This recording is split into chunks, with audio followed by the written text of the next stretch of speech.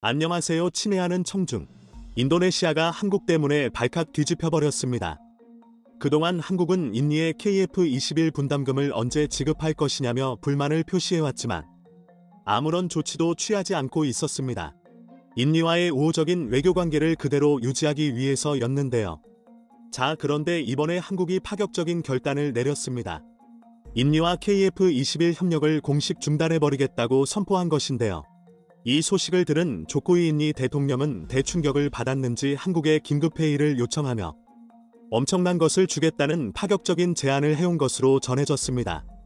엄동환 방위사업청장이 인도네시아를 향해 KF-21 개발을 위한 협력 중단을 선포해 인도네시아가 대충격을 받았습니다.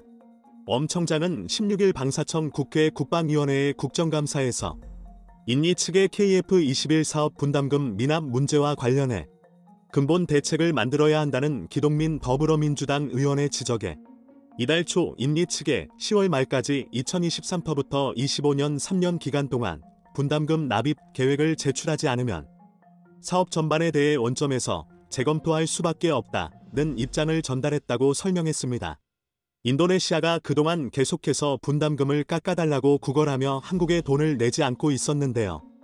이번 한국의 결정은 지금까지 한국이 인니에 깎아주겠다는 구두 약속을 모두 취소하고 원래 인니가 한국에 줘야 할 원금에 더해 지연됨으로써 발생한 이자까지 더해 모두 정확히 지급하지 않으면 인니와 협력을 즉각 중단시켜버리겠다는 것입니다. 사실상 협력 중단을 선포한 것입니다.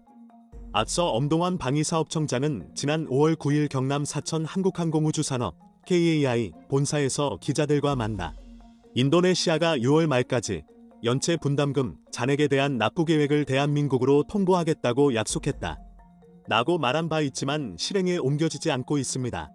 인도네시아는 2016년 1월 KF-21 개발비의 20%인 약 1조 7천억 원, 이후 약 1조 6천억 원으로 감액을 2026년 6월까지 부담하는 대신 시제기 일대와 각종 기술 자료를 이전받고 전투기 48대를 인도네시아에서 현지 생산하기로 했습니다. 계획대로라면 지금까지 1조 1천억 원 이상을 지급했어야 하지만 인도네시아는 2,783억 원만 납부해 현재 9천억 원 이상을 연체 중입니다. 연체금에 대한 이자도 어마어마합니다. 현재와 같은 고금리 상황에서 연체이자를 5%만 잡아도 1년에 450억 원에 달합니다. 대한민국 국민의 피 같은 돈 450억 원이 매년 인니 때문에 낭비되고 있는 것이나 마찬가지입니다. 더 충격적인 점은 인도네시아가 이미 KF-21 사업 분담금은 내지 않으면서 올해 프랑스산 라팔 전투기 42대를 구입하기로 했고 미국산 F-15EX 전투기 24대 구매를 위한 양해각서 MOU도 체결했다는 것입니다. 자, 그런데 문제는 한국에 돈을 주기를 거부하며 대신 프랑스산 전투기와 미국산 전투기를 구매한 이 인도네시아의 프라보어 국방부 장관이 인도네시아는 헌법상 대통령 사면임이 불가능합니다. 조코이는 이미 재선을 했기 때문에 더 이상 대통령에 출마할 수 없죠. 그런데 조코이는 다른 충격적인 방법으로 자신의 정치 왕조를 만들어버렸습니다. 인도네시아 헌법재판소가 현재 40세인 대통령과 부통령의 출마 연령 제한을 유지하면서도 선거법을 바꿔 선출직 공무원은 적용하지 않는 예외 조항을 만들기로 했습니다. 이 덕분에 아직 40세가 되지 않은 36세의 조코이 장남이 부통령이 될 수 있게 됐습니다. 16일 현지 시간 안타라 통신 등에 따르면 이날 인도네시아 헌재는 선거법에서 대통령과 부통령 피선거권 최소 연령을 40세로 정한 것은 헌법에 어긋나는 일이라며 이를 35세로 낮춰달라는 내용의 헌법 소원을 기각했습니다. 헌재는 피선거권 연령을 법으로 제한한 것은 국회의 권한이며 이를 바꿔야 할 특별한 이유가 없다고 설명했습니다.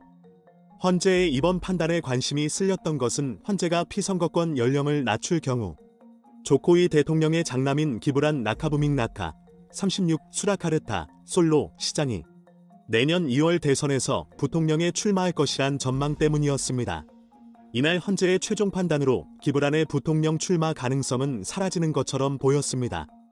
그러나 헌법재판소는 이 판단 이후 오후 다시 열린 재판에서 선거법상 대통령과 부통령의 피선거권 연령 제한을 연령이 40세 이상이거나 선출직에 오른 경력이 있어야 한다는 내용으로 바꿔달라는 요청을 심사에 찬성 5명, 반대 4명으로 이를 받아들이기로 했다고 밝혔습니다.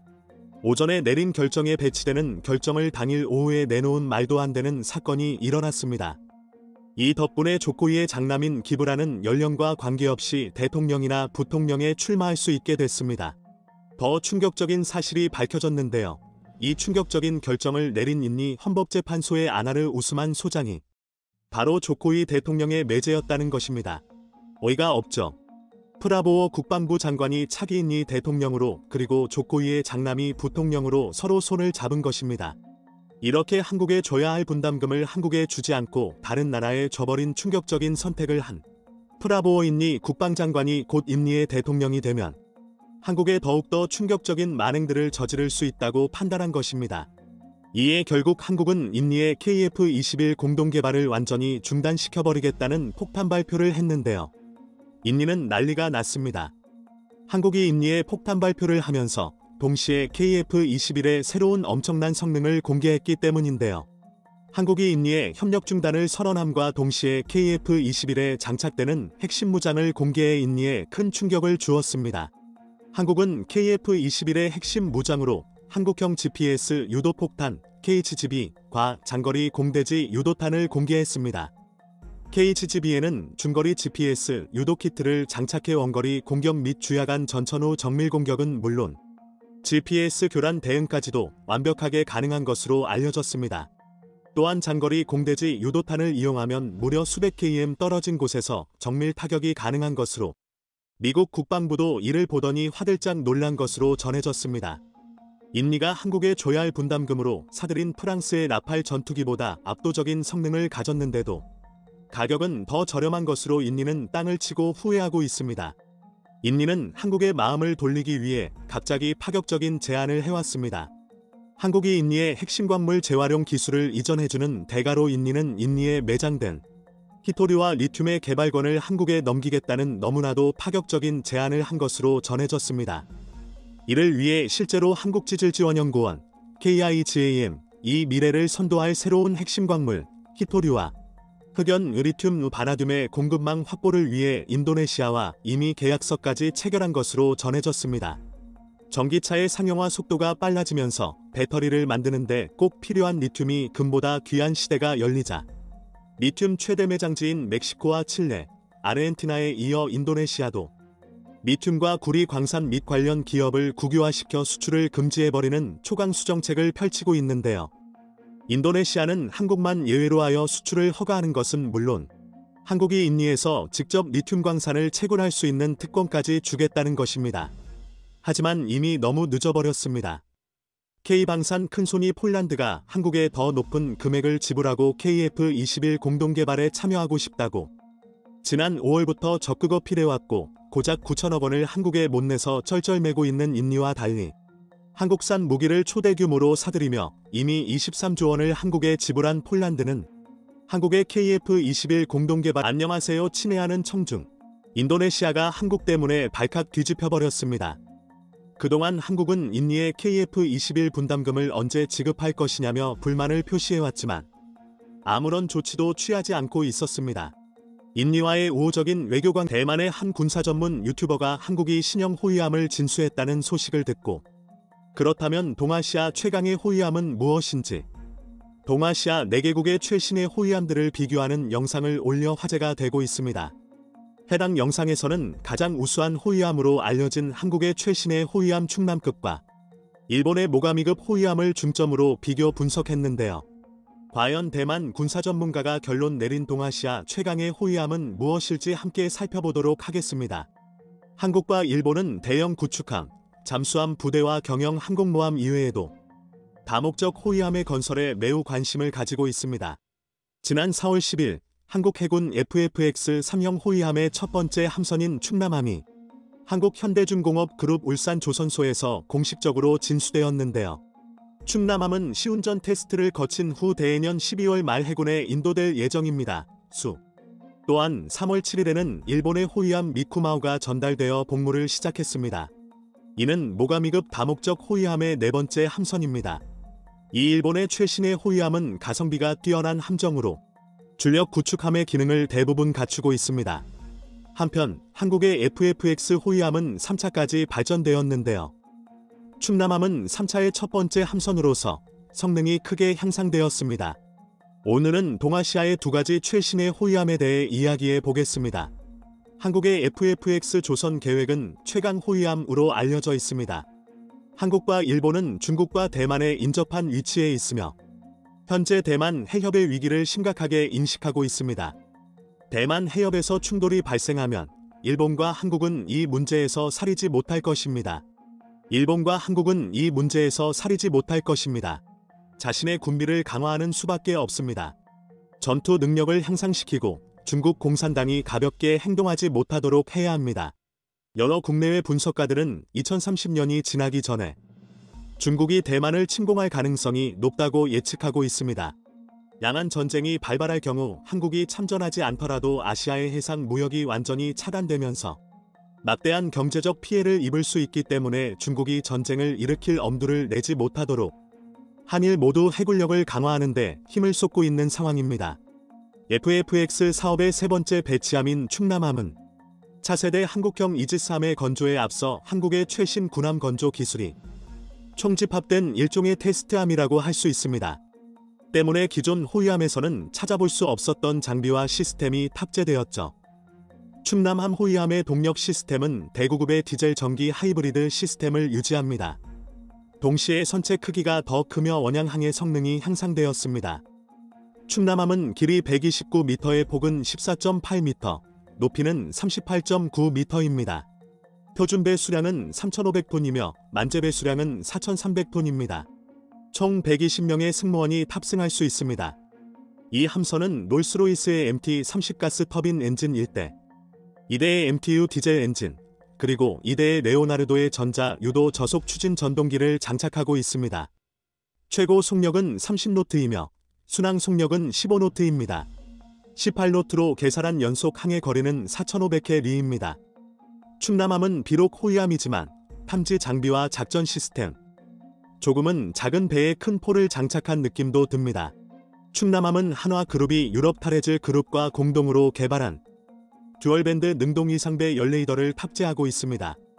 S-렉스 두 개의 밴드는 공통 초점 안테나를 사용하며 고정된 사면 배열로 배치되어 있습니다. 이 레이더는 450km 이상 떨어진 공중 목표를 탐지할 수 있습니다. 각 배열 위에는 임무용 적외선 탐색 및 추적 장치 IRTS도 있습니다. 충남함 호위함은 한화에서 설계한 해군 작전 시스템을 적용하였으며 베이스라인 3.0 버전으로 추정됩니다. 가상화 기술을 통해 통합 및 공유 프로세서를 활용하여 고성능 컴퓨팅을 통해 데이터를 통합하고 레이더와 광전자 센서의 정보를 통합합니다. 차세대 호위함인 충남함에는 국내 개발에 성공한 레이더를 주축으로 한국형 이지스 시스템이 최초로 탑재되어 뛰어난 수준의 탐색 및 추적 능력을 갖추고 있습니다. 그리고 뛰어난 눈과 귀만큼이나 강력한 국산 무장까지 갖춰져 있죠. 충남함은 완벽한 무기 시스템을 갖추고 있습니다.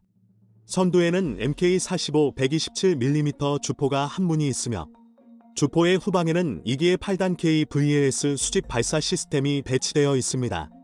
이 시스템은 해군 개량형 함대공 미사일 및 홍상어 대잠 미사일 또는 해룡 대지공격 순항 미사일을 발사할 수 있습니다. 동시에 함선상에는 4단으로 구성된 2세트의 SSM-700K 해성 바람 미사일과 3단으로 구성된 2세트의 MK-32 어뢰 발사 장치가 있습니다. 경납고 위에는 또 다른 한국제 무기인 CIWS-2 7열 30mm 근접 방어 무기가 설치되어 있습니다. 충남함의 미사일 시스템은 주로 한국에서 개발된 것으로 미군의 미사일보다 약간 큰 크기의 미사일을 사용합니다. 국산 수직 발사 시스템인 KVAS에는 해군 개량형 함대공 미사일이 장착되어 있습니다. 최대 사거리와 최대 요격고도는 각각 150km와 30km로 이로써 충남함은 한국에서 최초로 지역 방공 능력을 갖춘 호위함이 되었습니다. 이전에 오래된 호위함의 대거 감축으로 인한 공석을 보완할 것입니다. 이로써 한국의 호위함 능력이 향상되어 구축함과의 작전 협조를 더욱 원활하게 할 수 있습니다. 대만 전문가는 충남함의 무장까지 한국제 방공 미사일들과 어뢰로 채워져 있는 부분을 강조하며 한국이 자주국방을 위해 이루어낸 성과에 찬사를 보냈습니다. 방위 산업이 거의 몰락해버린 대만의 입장에서 함선에 실리는 미사일 하나까지 국산화를 이루어내고 있는 한국을 부러워하지 않을 수가 없는 입장이죠. 동아시아 지역 호위함 중 누가 가장 강할까? 중국의 054A 호위함과 러시아 태평양 함대의 그리미아 시급 호위함과 비교하면 보다 우수한 종합 성능을 갖추고 있습니다.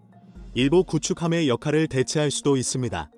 원거리 성능 측면에서는 일본의 모가미급이 우세합니다. 모가미급과 충남급 모두 원거리 작전을 위한 신형 호위함입니다. 모가미급의 선체 길이 대폭 비율은 8.15입니다. 충남급의 선체 길이 대폭 비율은 8.71입니다. 일반적으로 선체 길이 대폭 비율이 클수록 선속이 빨라집니다. 하지만 기동성은 약해질 수 있으며 중국의 054A 호위함은 만재 배수량이 4,000톤 이상이며 하지만 디젤 동력을 사용하며 최대 선속은 28노트를 넘지 않습니다. 일본과 한국의 호위함들보다 항해 속력이 떨어집니다. 한중일과 같은 조선 대국과 비교할 때 러시아는 대형 함선 건조 능력이 부족합니다. 그리미아 시급 호위함의 배수량은 2,000톤 이상이 되지 않아 경량 호위함에 해당합니다. 최고 선속은 27노트로 원거리 항해 성능이 더욱 부족합니다. 또한 현재 한 척만 운용 중이며 앞으로 추가 운용될 가능성은 매우 어렵습니다. 대공 방어 능력에서는 충남급이 더 우수합니다. 이중 밴드 능동이 상배열 레이더를 갖추고 있습니다. 모가미급의 OPY-2 다기능 레이더는 더 많은 대상을 추적하고 감시할 수 있습니다. 한국과 일본의 군함은 더 강력한 다목표 전투 능력을 갖추고 있으며 054A의 초기형은 여전히 긴반 정판 레이더 복제 모델을 해상, 대공 탐색 레이더로 사용하고 있습니다. 성능은 이중 밴드 능동이 상배열 레이더에 비해 여러 단계 떨어집니다. 아울러 충남급의 KVAS 발사관은 쿼드팩 방식을 사용할 수 있으며 해붕 대공 미사일을 장착하여 포화 공격에 대한 대응 능력을 갖추고 있습니다. 충남함은 임무 다양성에서 우위를 갖고 있습니다. 타격 측면에서는 충남급만이 대륙 타격 능력을 갖고 있으며 다른 호위 함선은 모두 대함 미사일을 장착하고 있습니다. 대잠 전투 측면에서는 두 호위함 모두 주동 수동 음파 탐지 시스템과 저주파 트롤링 어레이 음파 탐지 시스템을 장착하며 대잠 미사일과 어뢰를 보유하고 있습니다. 전반적으로 동아시아 호위함 중 한국과 일본의 호위함이 중국과 러시아에 비해 압도적인 성능 우위를 차지하고 있다고 분석했는데요. 그리고 충남급과 모가미급을 분석, 비교한 결과 기동성에서는 대등하고 탐색 성능에서는 모가미급이 근소한 차이로 우위를 차지하고 대공 방어 능력과 타격 능력에 있어서는 충남급이 우위를 차지한다는 결론이 내려졌습니다. 본 영상을 본 대만 네티즌들은 한국과 일본을 부러워하면서도 이런 뛰어난 호위함들을 대만은 절대 가질 수 없다는 사실에 분통을 터뜨렸는데요. 일본과 한국 호위함의 발전이 정말 부러워. 40년 전만 해도 한국과 해군과 조선 분야에서 견줄만 했었는데 최근 우리가 미국의 지원 없이 한국과 격차가 얼마나 뒤졌는지를 봐봐. 한국은 할 수 있고 대만은 할 수 없다. 대만과 한국의 조선 기술의 격차가 얼마나 큰지 알 수 있다. 한때 해군에 있어서는 아시아에서 손에 꼽히는 전력을 보유하고 강력한 조선 산업을 보유하고 있었던 대만이지만 지금에 와서는 완전히 몰락해버려 제대로 된 호위함 한 척 건조하기 어려운 실정입니다. 그래도 대만 해군의 부활을 꿈꾸며 경호위함 건조 프로젝트를 진행하고 있었고 최근 대만의 신형 호위함 예상 스펙이 업데이트 되었는데요. 그런데 벌써부터 문제들이 산더미처럼 퍼져나오고 있다고 합니다. 우선 신형 호위함에 탑재하기 위해 개발 중이던 대만산 AESA 레이더가 부적격 판정을 받으며 결국 영국 배 시스템즈의 AESA 레이더를 수입해서 장착하기로 결정되었습니다. 소식통에 따르면 이전 PSA 레이더의 내부 설계를 그대로 사용하면서 전력 손실이 발생하는 문제가 생겼고 이로 인해 고각에서 탐지 공백이 발생하는 레이더로선 치명적인 결함이 발생하고 말았다고 합니다. 문제 해결까지 향후 수년은 잡아먹을 것으로 예상되고 있어 하루가 급한 대만 해군에선 결국 또다시 국산 AESA 레이더 도입을 포기하고 수입하기로 결정한 것이죠. 게다가 이 신형 호위함의 무장은 말이 안 된다고 밖에 표현할 수 없는데요. 겨우 2500톤급 경호위함의 대만형시 내민 해검과 펠렁스 XTR-102A2 20mm 이연장 RCWS 이문까지 CIWS 근접 방어 체계 만3종류를 달겠다는 어처구니 없는 설계안을 내놓은 것입니다.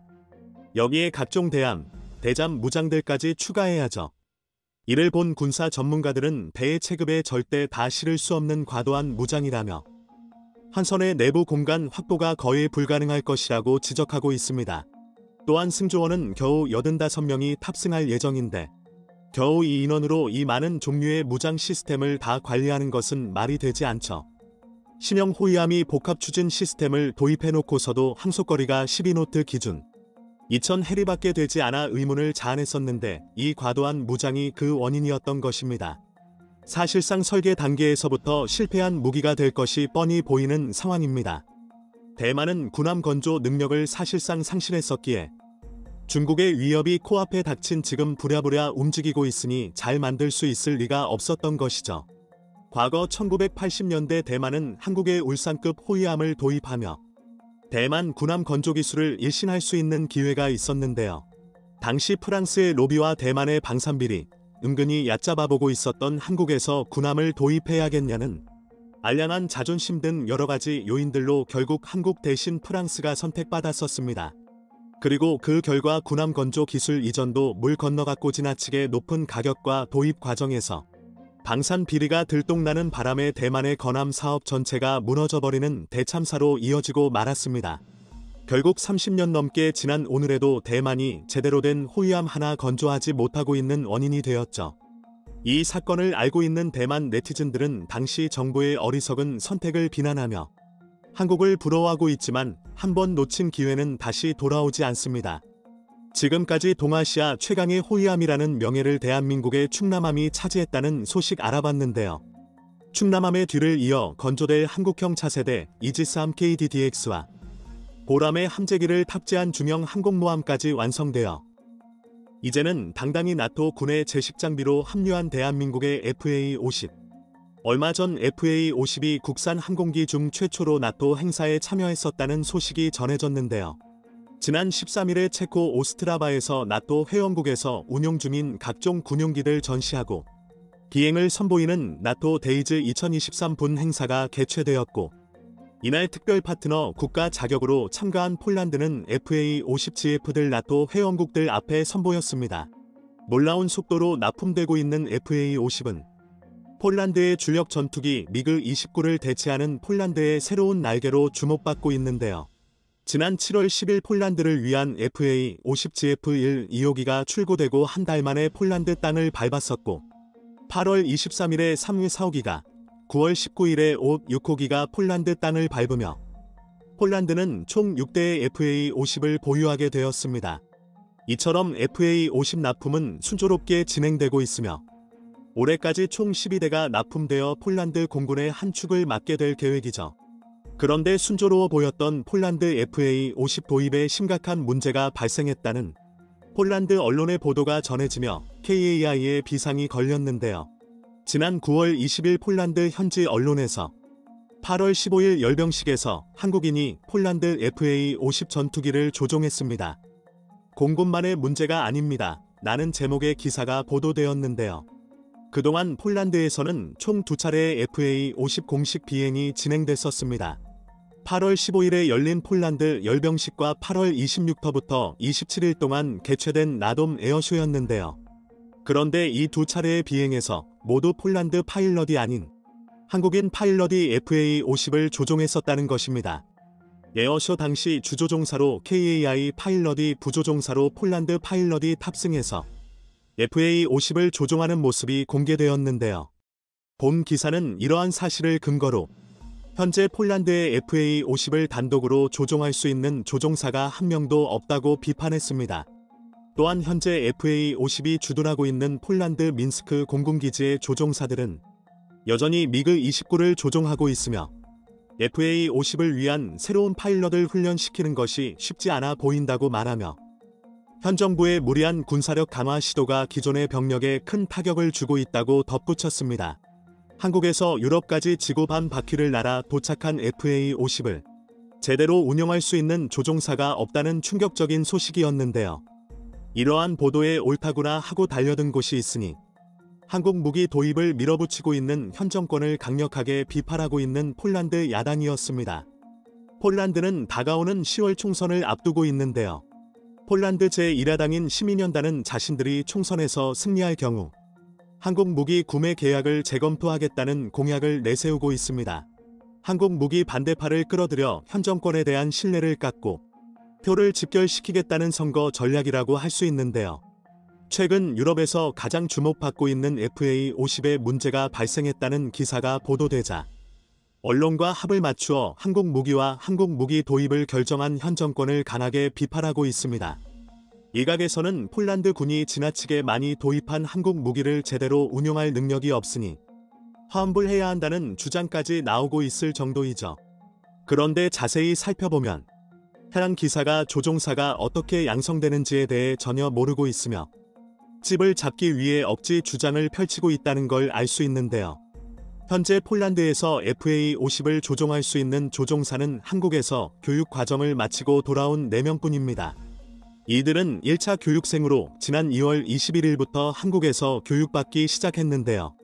첫 단계로 제1전 투비행단에서 기50 골든이글 훈련기로 비행이론, 공중조작 등 운용 방법 전반에 대해 11주 동안 교육을 받았고 이후 제16전 투비행단으로 옮겨 전술입문기 TA50으로 다시 11주간 공대공, 공대지 전술훈련 등 실전적인 전투기술을 연마하는 전술입문 과정을 거쳤습니다. 그리고 마지막 1주 동안 FA-신 시뮬레이터를 탑승하고 지상에서의 비행 숙달훈련을 마치고 폴란드로 귀국했습니다. 그런데 여기서 알 수 있는 부분은 폴란드 파일럿들은 한국에서 대부분 T-50과 TA-50으로 훈련을 진행했으며 FA-50은 거의 시뮬레이터로만 체험했었다는 것입니다. 즉 폴란드에 돌아와서야 본격적으로 FA-50을 조종하게 되었다는 것인데요. 물론 새 항공기 모두 T-50의 기반에 있기에 거의 동일한 구조를 가지고 있지만 장비 부분에서 차이점을 가지고 있기에 일정 기간 동안 적응 숙달 훈련이 필요합니다. 자동차로 따지자면 운전면허를 따고 반년도 되지 않아 아직 초보 운전 스티커를 떼지 못한 상황이라고 할 수 있죠. 아직 FA-50에 완전히 숙달되지 못한 상황에서 전 유럽의 폴란드에 새로운 항공기를 선보이는 자리여 폴란드 조종사를 단독으로 내보낼 경우 돌발 상황이 발생할 수도 있습니다.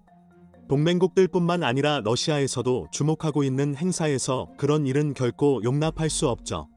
때문에 숙련된 한국 조종사가 폴란드 조종사들과 함께 FA-50F에 동승한 건데요. 게다가 복좌기는 주조종사이든 부조종사이든 주도적으로 조종하는 것이 가능합니다. 폴란드 열병식에서 이루어진 첫 비행에서 주종석에서 한국 파일럿이 조종은 폴란드 파일럿에게 맡기고 주변을 활용하고 있는 영상이 공개되며 한국 파일럿은 어디까지나 도우미의 역할로 동승했고 조종은 폴란드 파일럿이 도맡았다는 것을 확인할 수 있었습니다. 그리고 현재 폴란드의 FA-50 파일럿들이 준비되지 않은 것처럼 보이는 것은 한국의 일처리가 지나치게 빨랐기 때문이기도 한데요. 한국과 폴란드의 FA-신 판매 계약이 성사되고 전 세계 어느 국가에서도 한국이 이렇게 전투기를 빠르게 납품할 것이라고 예상한 곳은 없었습니다. 한국의 빠른 납기 속도야말로 한국 방산이 급격한 성장을 이루어 낼 수 있었던 원동력인데요. 특히 이번 FA-50GF의 납품 과정은 한국 방산 납기에 익숙해졌다고 생각했던 폴란드도 놀랄만한 속도를 보여주었습니다. 수출 계약 8개월 만에 FA-50GF가 출고되었고 출고 후 한 달 만에 분해 및 포장되어 수송기에 실려 폴란드로 날아왔는데요. 폴란드 현지에 도착한 FA-50GF는 우리 기술자들의 손으로 일주일 만에 조립을 마치고 테스트를 거쳐 폴란드 열병식의 모습을 드러낼 수 있었습니다. 지금도 늘어난 국산 항공기 수요에 맞춰 생산 능력 역시 증대될 예정인데요. KAI는 발주가 잇따르고 있는 FA-50의 생산 라인을 내년까지 2배로 증설하여 일달에 5대씩 생산하는 것을 목표로 하고 있습니다. 이처럼 더욱 가속하고 있는 한국의 생산 능력에 폴란드에서 준비를 다 마치기도 전에 FA-50이 도착해 버린 것입니다. 또한 미그-29를 몰던 폴란드 파일럿들이 FA-50 교육을 반년 만에 마친 것도 엄청나게 빠른 속도였는데요. 기존 폴란드의 주력 전투기인 소련제 미그-29와 미국제 F-16에서 출발한 FA-50은 하나부터 10까지 완전히 다른 구조를 가지고 있습니다. 이렇게 큰 차이를 가진 항공기 간의 기종 전환 훈련은 수천 시간의 경력을 가진 베테랑 파일럿들에 있어서도 전투기에 사용되는 언어 또한 완전히 다르기에 몇몇 폴란드 파일럿들은 FA-50 기종 전환 교육에 앞서 영어부터 다시 배웠어야 했었습니다. 그토록 바라던 F-16 지원이 결정된 우크라이나도 미그-29 전투기를 주력 전투기로 운용해 왔었기에 F-160I 당장 공여되더라도 운용하지 못하는 상황입니다. 때문에 현재 유럽과 미국에서 우크라이나 파일럿들을 대상으로 한 기종 전환 훈련을 계획하고 있죠. 최대한 빨리 진행되더라도 내년 봄은 되어야 F-1601 러시아군을 상대로 교전하는 것을 볼 수 있을 것 같습니다. 이러한 상황에서 우크라이나에도 한국의 도움에 필요하다는 말이 나오고 있는데요. 같은 어려움을 겪고 있었던 폴란드 파일럿들을 대상으로 서구식 전투기의 기종 전환 훈련을 성공적으로 마친 한국의 노하우가 필요하다는 것입니다. 또한 한국의 T-50 계열 항공기를 훈련에 활용할 수 있다면 F-16으로의 기종 전환 훈련에 소모되는 시간을 비약적으로 단축시키는 게 가능합니다. 폴란드의 마리우스 부와슈차크 국방장관은 FA-50 도입을 발표할 당시 폴란드 군에서 운용하고 있는 F-16과 FA-50이 최고의 조종 호환성을 가지고 있다고 말하며 단 9시간의 교육만으로도 F-16 조종사들이 충분히 FA-50을 조종할 수 있다고 덧붙였습니다. 실제로 현세대 고등훈련기 중 F-16을 비롯한 미국제 전투기들을 훈련하는데 D-500I 가장 적합하다고 평가받고 있습니다.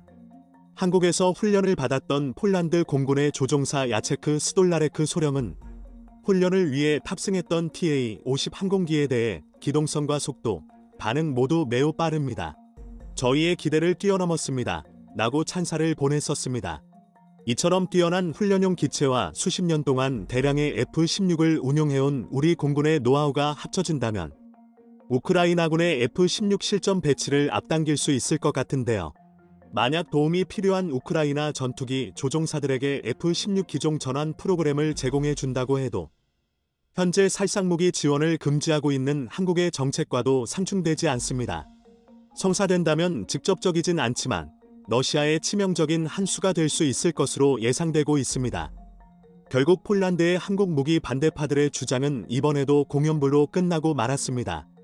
국가적인 위기 상황에서 하나로 뭉쳐도 모자란 상황에서 갈등을 벌이고 있는 폴란드의 모습이 답답하게 느껴질 정도인데요. 러시아의 침략에 맞서 가장 먼저 한국이라는 정답을 고른 폴란드이지만 길어지는 전쟁으로 마음이 풀어진 것 같습니다. 지난해 당장이라도 우크라이나가 무너져 내리고 러시아의 대군이 폴란드까지 몰아칠 것 같았지만 우크라이나의 기적적인 분전으로 1년 7개월이나 전쟁이 이어지고 있으니 폴란드에서도 주의가 흩어질 수밖에 없을 것 같은데요. 하지만 진짜 위기는 방심하는 순간에 찾아온다는 역사적인 교훈을 잊지 말아야 합니다. 폴란드가 한국과의 나머지 방산 계약을 계획대로 진행하고 진정한 완전무장을 갖추어 외세의 침략에 짓밟혔던 역사를 반복하지 않기를 기원해 보겠습니다. 이번 소식의 시청자 여러분들은 어떻게 생각하시나요? 소중한 의견을 댓글로 남겨주시면 저희가 확인하고 다음 소식에 긍정적으로 반영하도록 하겠습니다. 여기까지 시청해주셔서 정말 감사드리며 구독과 좋아요는 저희 채널에 정말 큰 힘이 됩니다. 저희는 다음 소식으로 찾아오겠습니다.